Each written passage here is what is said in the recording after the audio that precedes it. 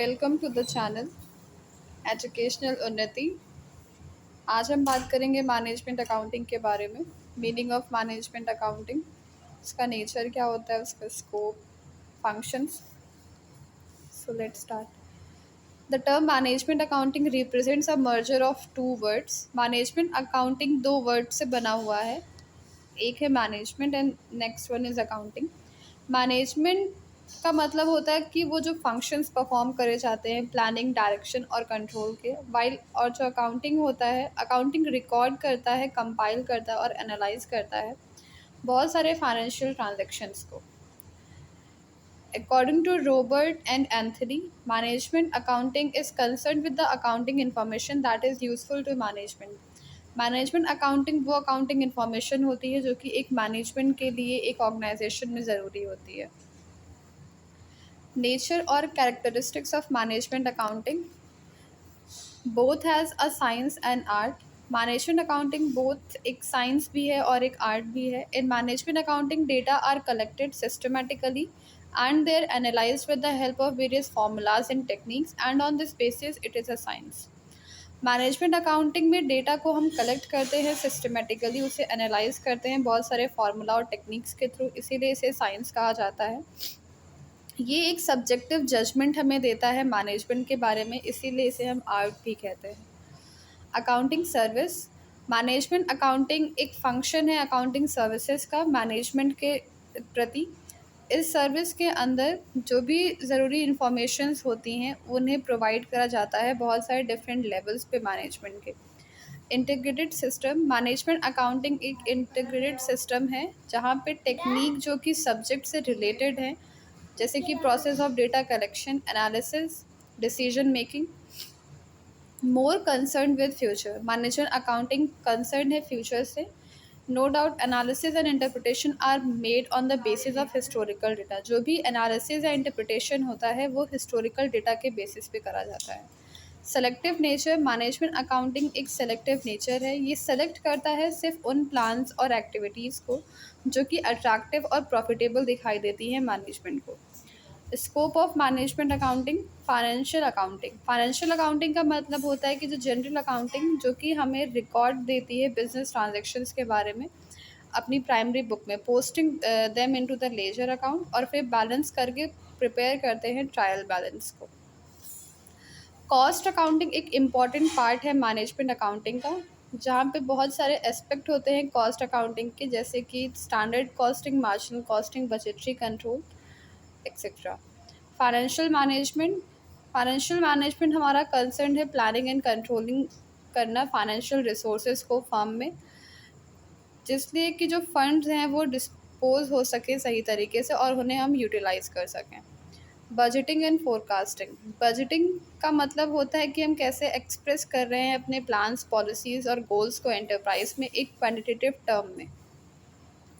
Functions of management accounting, functions को दो parts में डिवाइड करा गया है, operating functions and theoretical functions. Operating functions, सबसे पहले recording of data. Recording of business transactions is the basic function of any accounting system. सबसे पहले बिजनेस ट्रांजैक्शंस को रिकॉर्ड करा जाता है और ये एक बेसिक फंक्शन है किसी भी अकाउंटिंग सिस्टम का।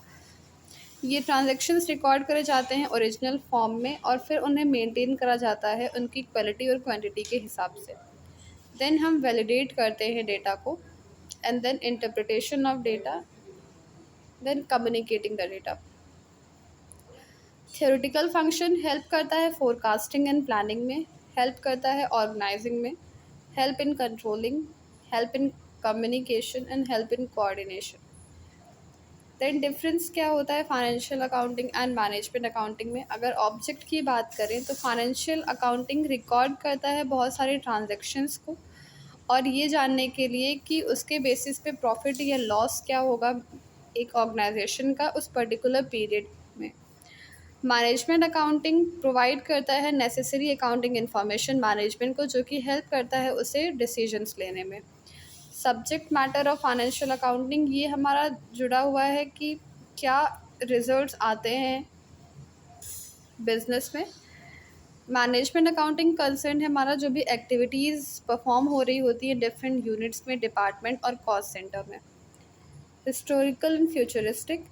फाइनेंशियल अकाउंटिंग मेनली हमारा कंसर्न है हिस्टोरिकल डेटा से। वो रिकॉर्ड करता है सिर्फ ट्रांजेक्शन्स जो कि ऑलरेडी हमें पहले से पता होती हैं। मैनेजमेंट अकाउंटिंग फोकस करता है फ्यूचर और यूज़ करता है हिस्टोरिकल डेटा को डिसीजंस लेने के लिए। कंपल्शन, फाइनेंशियल अकाउंटिंग कंपल्सरी है, मैनेजमेंट अकाउंटिंग वॉलेंट्रली है, उसे हम यूज़ कर भी सकते हैं और नहीं। यहाँ पे फाइनेंशियल अकाउंटिंग का जो ड्यूरेशन होता है वो 1 ईयर होता है and it is also called accounting year और financial year. Management accounting collect करता है और सप्लाई करता है इन्फॉर्मेशन को time to time during the whole year. Publication की बात करें कि एज़ पर कंपनीज एक्ट हर एक कंपनी रिक्वायर करती है कि वो कॉपी सेंड करती है अपने फाइनल अकाउंट्स को registrar of the companies. Duties and responsibilities of management accountant. Management accountant की क्या क्या रिस्पॉन्सिबिलिटीज़ होती हैं? तो सबसे पहले installation and supervision of all accounting records. Management accountant जो होता है वो सुपरवाइज करता है सारे अकाउंटिंग रिकॉर्ड्स को, प्रिपेयर और इंटरप्रेट करता है फाइनेंशियल रिपोर्ट और स्टेटमेंट को, कंटिन्यूस ऑडिट होती है अकाउंटिंग की, देन उसे हम कंपाइल करते हैं प्रोडक्शन कॉस्ट और डिस्ट्रीब्यूशन कॉस्ट में। The taking and costing of all physical inventories, the preparation and filing of tax return and the supervision of all matters relating to taxes. Then definition of product mix. Your product mix is your business complete range of product or services. Product mix जो होता है वो एक complete range होता है कि आप कितने products launch कर रहे हैं.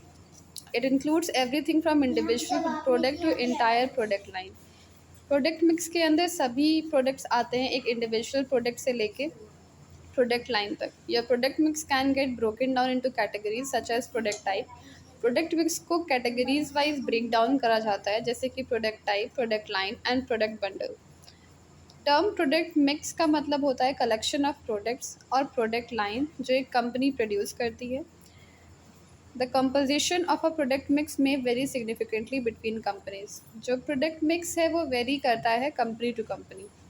Major elements of product mix, first one is length, the range of product available in a particular product line. जो रेंज अवेलेबल होती है एक प्रोडक्ट के लिए पर्टिकुलर प्रोडक्ट लाइन में उसे लेंथ कहते हैं।